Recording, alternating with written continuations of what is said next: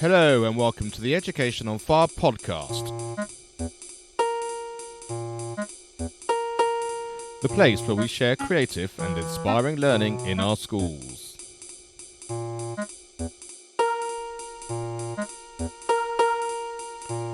Episode 32. Welcome to Education on Fire, and you're not listening to Mark Taylor right this second because it's Bruce Langford, and I am the guest host and honored to be the guest host today with a change to interview Mark. So this is going to be a lot of fun. Hey, Mark, how are you? I'm great, and thanks so much, Bruce, for doing this. I just thought it was going to be a really interesting take on the listeners hearing some of my views from being an interviewer rather than an interviewee, or an interviewee rather than an interviewer, and just thought it'd be really interesting to see where that goes and where our conversation takes us. Well, it is interesting, and having been a music teacher myself and been involved in education and really passionate about helping kids, I really relate to you because you're truly passionate about that. But how did you get into education? What got you there? So, as you know, my background is in music.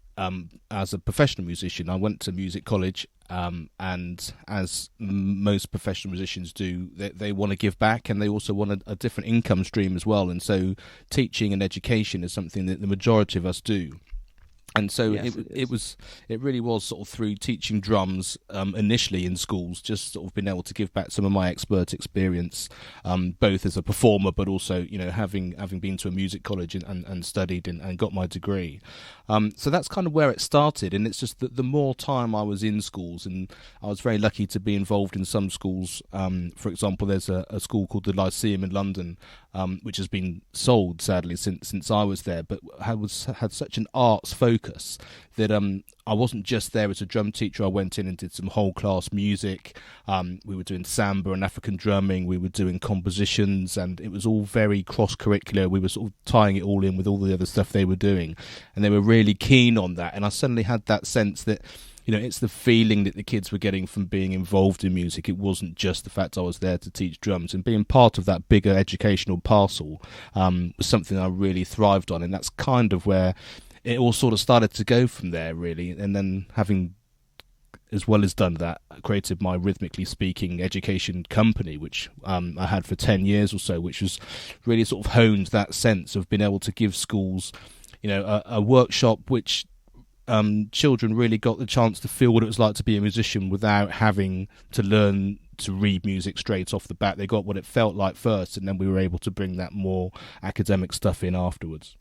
Well, I think as a musician, you have that feeling like you're so in tune with music, and so are a lot of children in tune with rhythm and in tune with, that part of life. And sometimes as adults, we lose it, but I think you've got that. So did you have that as a child? As a child, did you feel like you were in tune with rhythms and music and that kind of thing? That's very true, and I think also more than that, it's more about it being part of your natural voice, or kind of showing up to the world in an authentic sense. Yes. When I went to secondary school, sort of age 11, 12 here in the UK, you at that particular time, our particular school, I was very lucky. You had to learn a musical instrument. Our sort of first year of music was actually everybody learning an instrument, and our music class was actually being part of a wind band, a little bit like kind of the band class I know that happens in the States. And if it wasn't for that, I wouldn't have decided to learn an instrument. It's only because I had to. But then having the feeling of that and being part of that, and actually feeling like, actually, this is my voice. Not only can I do it and really enjoy it, I kind of feel that when I'm really in flow with it, actually I've got something to say above, sort of beyond words. I was like, I can show up today and actually truly sort of express myself in a way that I couldn't in other ways. And that's probably even more important when you're sort of a teenager than it can be even in later in life. Oh, yeah, I think it can be. And when did you first get into drums and drumming? So that was at that time, as I went to age 11, when we went to secondary school, we had to pick an instrument to be part of this wind band. And as I said, I wasn't really interested in learning anything. In primary school, earlier than that, I'd done some recorders and been part of the sort of school choir and that sort of thing. So I thought when I had to learn something, I thought drumming sounded like the best of a bad bunch, to be honest. And I thought, if I've got to learn something, then that sounds like the most fun. So it really was that. It wasn't a burning desire to do it because I'd seen someone do it at that stage. I had sort of subsequently then seen people doing it once I was involved and really loved it even more. Sure.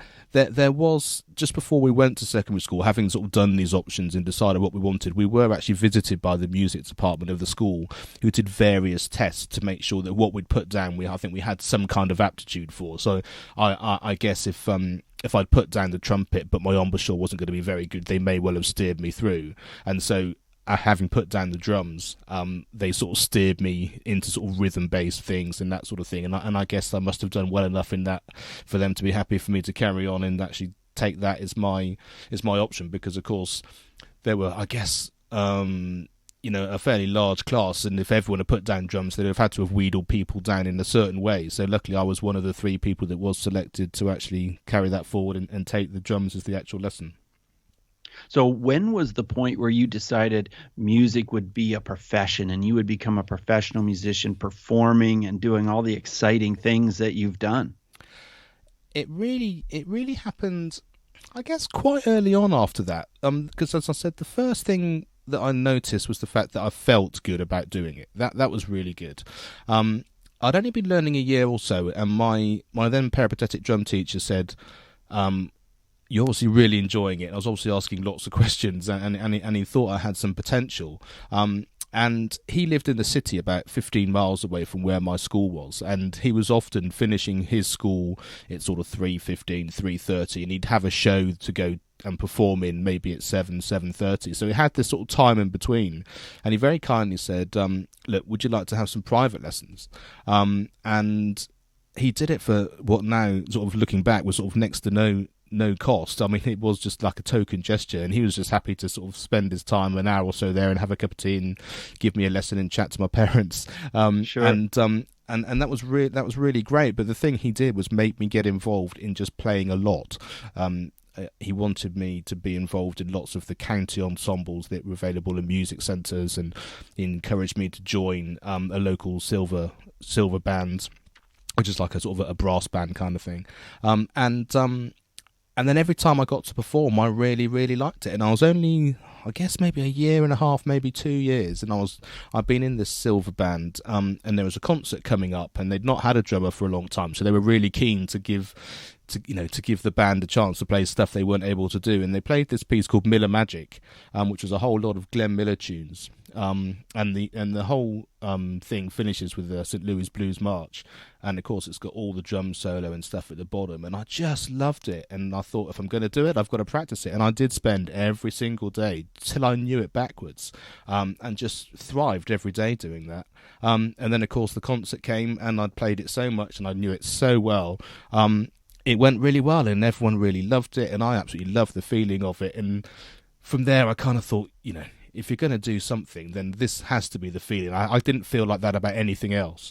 And I think also, because music was a bit more part of the curriculum back then, through my school as well, there were people older than me that were part of a county ensemble, and from there were going to music college and going into the profession. There was sort of you could sort of see the steps, and so becoming a professional musician wasn't something so far out the box. Yes, it was going to be difficult, and yes, you had to be really good to get an audition to get into a conservatoire and that kind of thing. But I could see people doing it, and the more I got involved, the more I could see the steps. And so it was fairly early on that I thought, actually, this is the feeling I want to do. But I did also have quite a clear idea about how I could go about it. So, yeah, that's kind of the story, really.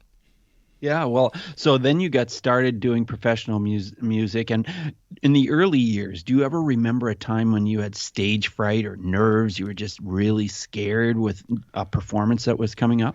Yeah, I mean, I had a few of those early on. I mean, I did my first Well, I guess depending on what you deem to be professional. I mean, I've done a few things at college with some orchestras and amateur bands, especially because London's full of these things, and they often get students in from music college to go along and play. So you're often paid for that. So technically, you're being a professional to do it.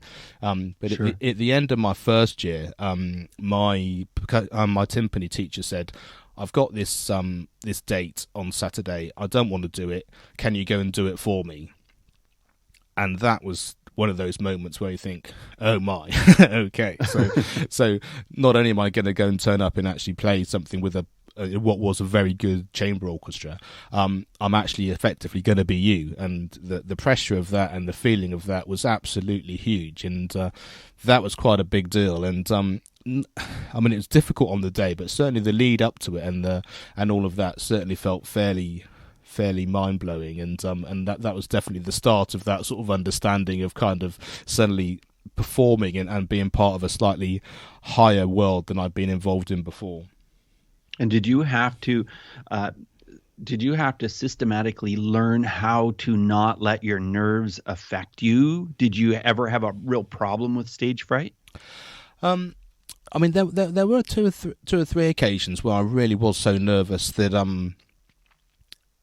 it really was quite a big deal. But one of the things that happened while I was at college is that we were pushed so far to the point within ourselves that we kind of, you get over yourself and it's all about the music, and you started to learn and understand that if you're involved in the music and it's all about the music, then the rest of it disappears. And as an example, one of the pieces we used to do as a percussion section with a sort of a CD and a massive stereo going on, we'd all be part of this in our lessons, was Carmina Burana.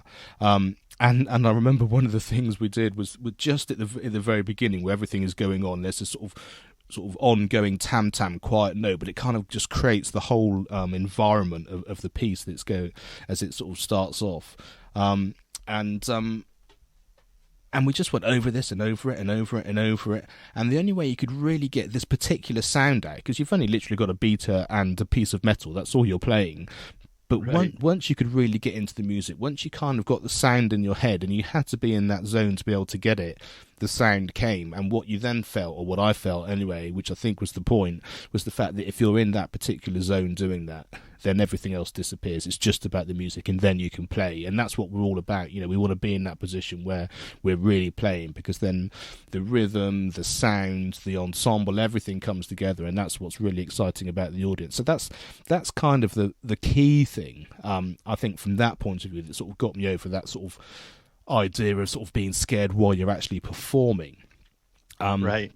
But it doesn't help so much, and this is something that took me a few more years to get to understand, is the feeling, you know, the day before, the week before, the morning before, you know, when you're actually not doing that. And that really is just all about being present. It's about being in the moment of what you're doing. So, you know, while you might be nervous because you're doing something next week, it's actually quite a lot of wasted energy. You know, it's the question of always bringing it right back to the moment. What am I doing now? Why am I doing it? If I'm feeling stressed, do I need to maybe spend a bit of time looking at something or practicing? That might actually help. Or is it that I'm thinking about a concert next week, but actually now I need to be just concentrating on cleaning or whatever I happen to be doing at home, you know, actually Sure. just being in the moment. And that's something which has then really stood me in great stead, both through my teaching and education work, and also in life generally, you know, being present and being mindful, which of course is we probably should have mentioned this earlier, Bruce, that you're the host and creator of Mindfulness Mode, the great podcast, which I recommend that everyone goes and has a listen to. But it was such a key thing for me to be able to understand that actually the whole thing about being present and part of what's going on in any given moment can support me specifically in my performance and that kind of work that I was doing, as well as the rest of my life as well.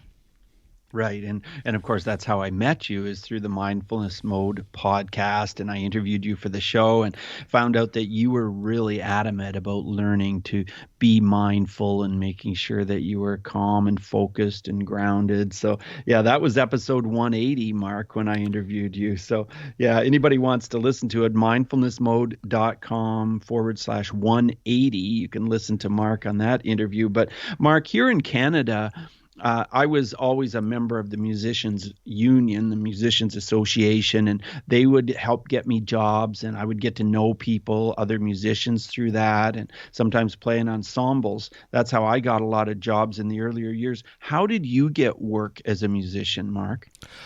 Most of it is actually word of mouth, and that's the great thing about being in London. I mean, you're in the capital city. You're at music college, and you spend a lot of time with obviously your peers at college, but also a lot of time with the other music colleges as well. I was at Trinity College of Music, but spent a lot of time at the Royal Academy of Music, the Royal College of Music, Guildhall School of Music and Drama. So there were lots of us all working together in various ensembles and various things that were going on, and it's kind of, people would just think, oh, right, there's a gig coming up. Someone's asked me to do it. Can you book the rest of the section? And they say, oh, yeah, I know so-and-so, I know so-and-so. And it just kind of builds up bit by bit, really. And sort of the more people that you know, obviously, the more chance there is and the more opportunity there is. And it is that kind of word of mouth and just being in the environment that's going on, really. That's kind of how it was. There's no agents involved. There is a musicians union over here, but they kind of really just help coordinate things like organising agreements and rates and that kind of thing. It doesn't really get you work in that same kind of way. I mean, I guess being part of it, you know, your name can be in the musicians union handbook and that sort of thing, which I mean I guess over the years maybe one or two things have come out of that, but generally speaking it's the people you're working with and just going and turning up and doing a good job, and then from that more things develop. So sure, yeah. Well, tell us more about Rhythmically Speaking and how you got started with that, Mark. So Rhythmically Speaking was the education company that I started, and nowadays over here there's a thing called Wider Opportunities, which is basically whole class music, and it's one of the few things which is still funded, and the idea is that every child gets a chance to learn an instrument, but it's only over 10 weeks. And so there's someone that comes in and it might be a string session, so there'll be some learning a violin and a cello, and they sort of put it together and you sort of learn a little bit about it, and the idea is that after the person goes away, people may well then sign up to learn one of these instruments and carry on doing that. Right.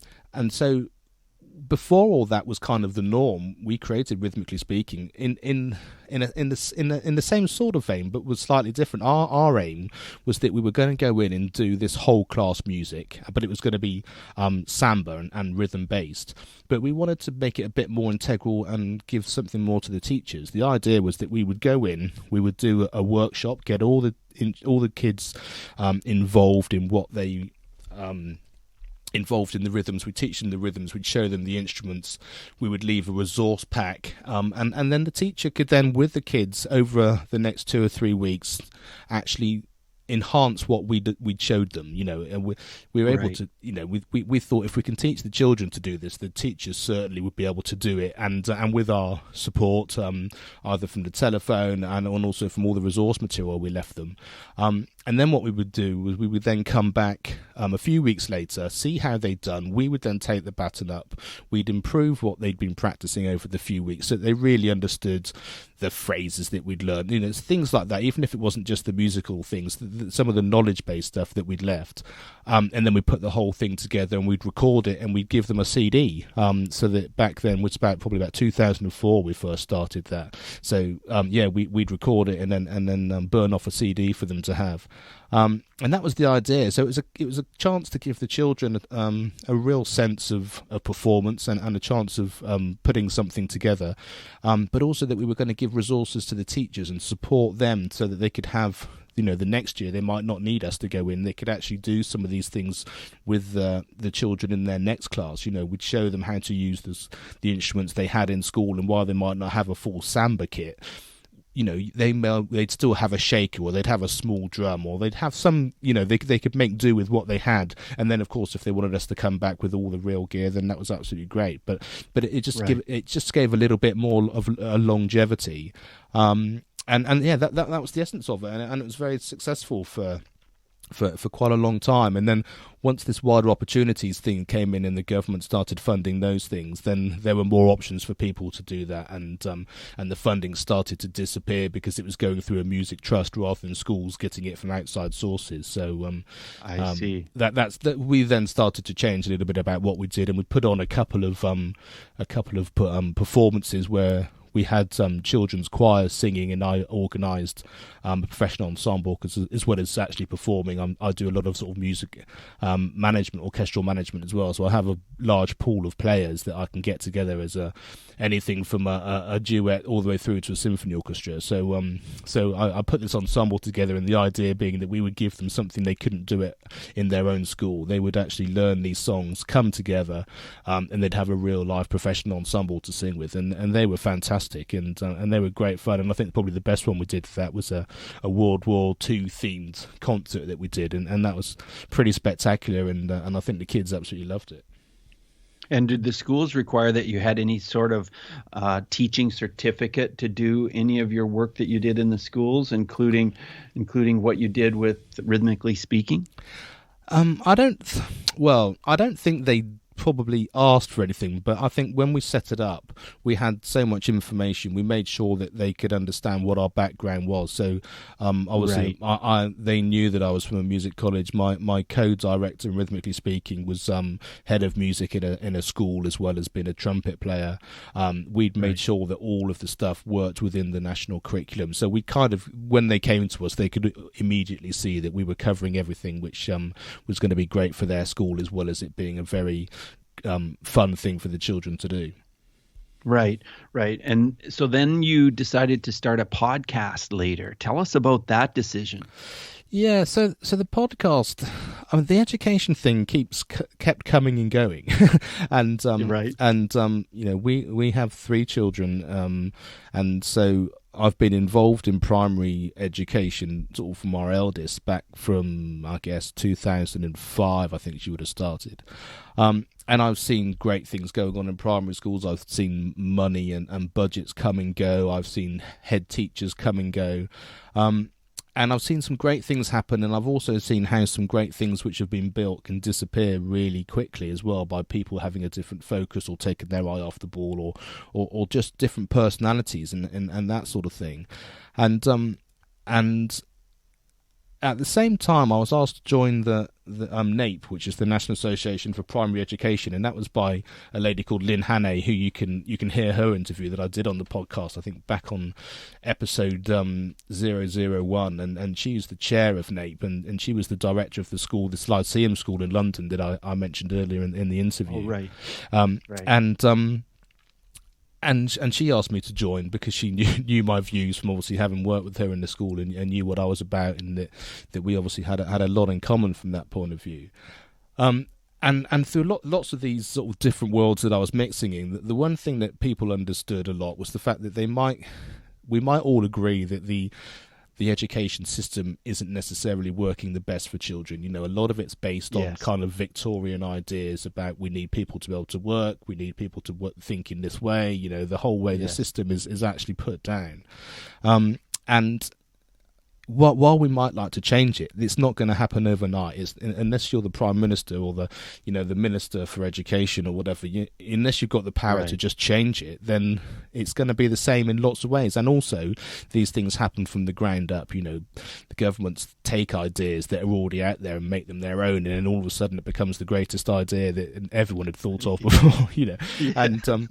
And so what I wanted to do is I thought, every time I sort of thought, no, I'm not going to be involved in education anymore, or I don't think I can make a difference, or I'm getting frustrated with the system, which is kind of what had happened as well. I thought, well, what can I do to make a difference? And I thought, actually, what I want to do is I do know that while we might want it to be different, there are some schools that are doing it differently in certain ways. I had been involved with some great head teachers. I had been involved in some schools which were doing really brilliant things.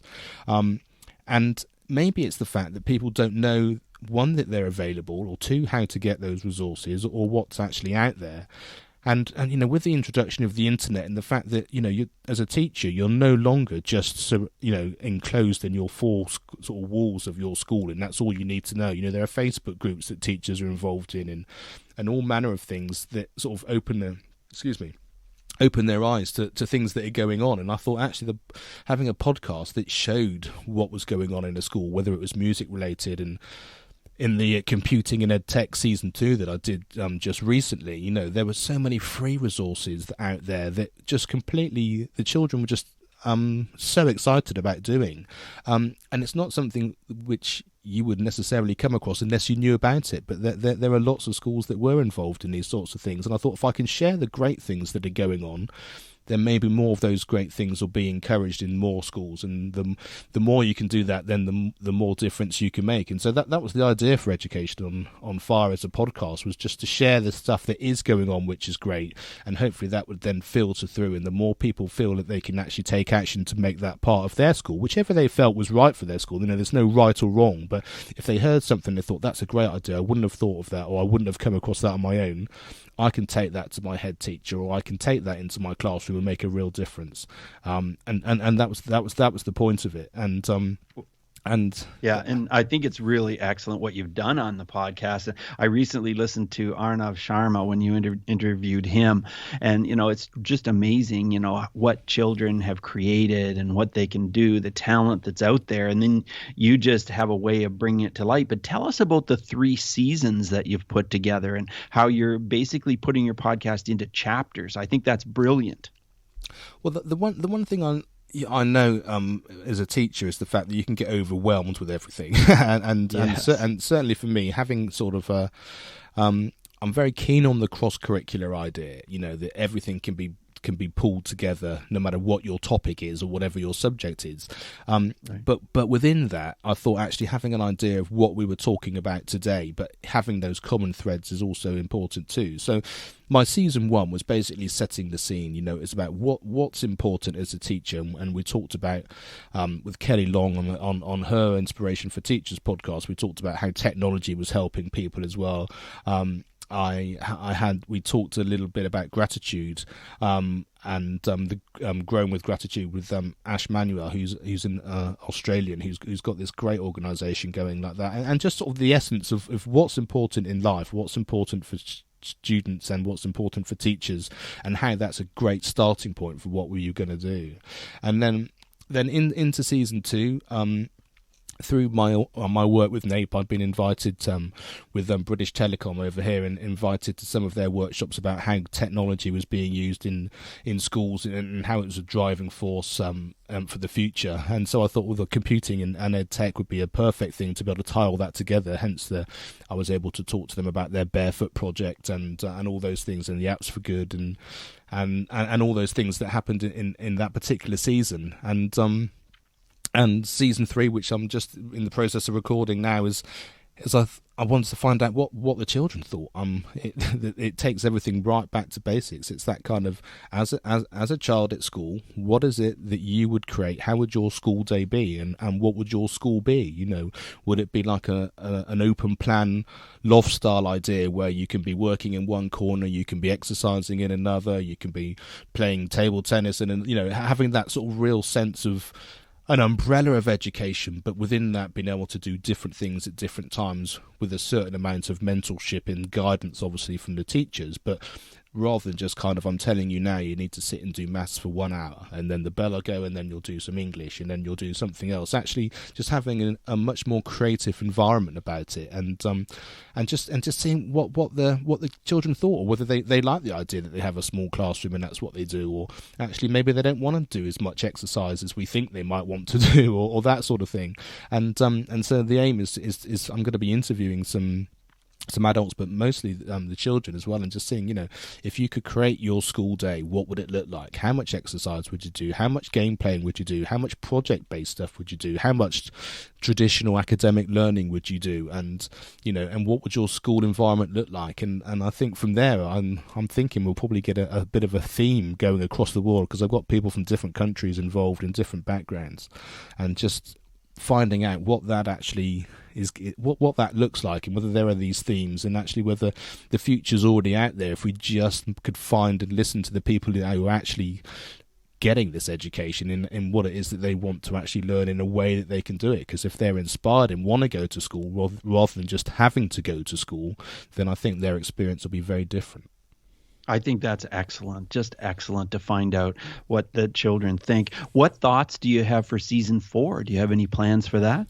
Yeah, season 4 almost takes me full circle, really. It's going to be all about music, and part of the reason, as we sort of said about why Education on Fire became a reality, part of that was through my work with Rhythmically Speaking, an organisation called musicteachers.co.uk over here that provides instrumental teachers for students, and also the Musicians Union were doing a project called The Art of Music, and they came and videoed some of our workshops, and they put them on their YouTube channel, and my particular we broke the Samba workshops up into 12 different bite-sized sessions.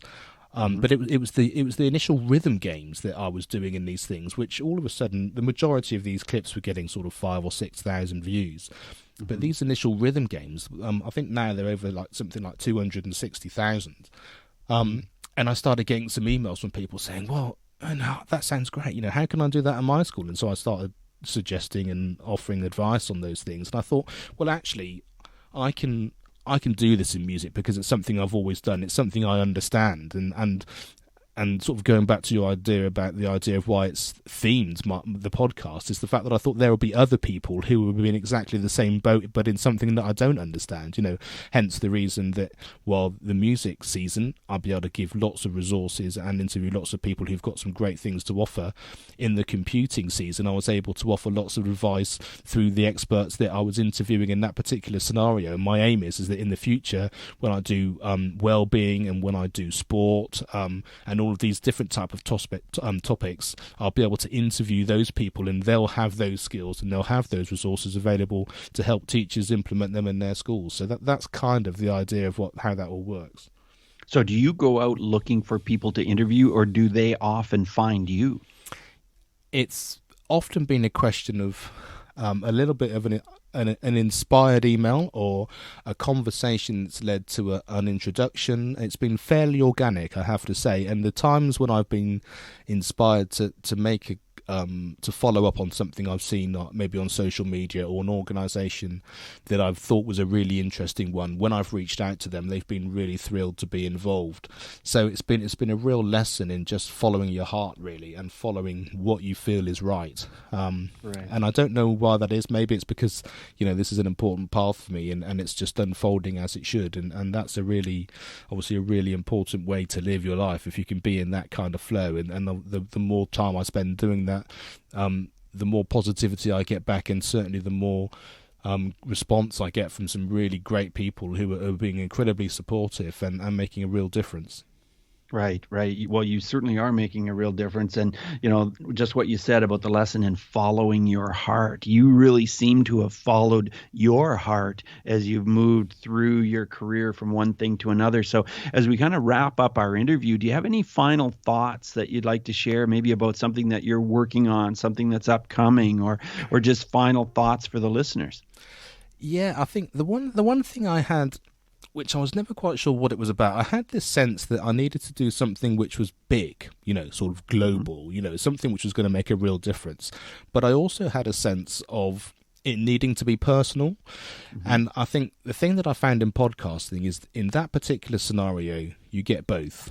Right. Education on Fire is now listened to in 25 countries around the world. So, it really is truly global in terms of its reach, all the way from the Far East, all the way around Europe and in America, and into some countries in Africa now, which is something which has started to be developed in the last few weeks, which I've noticed.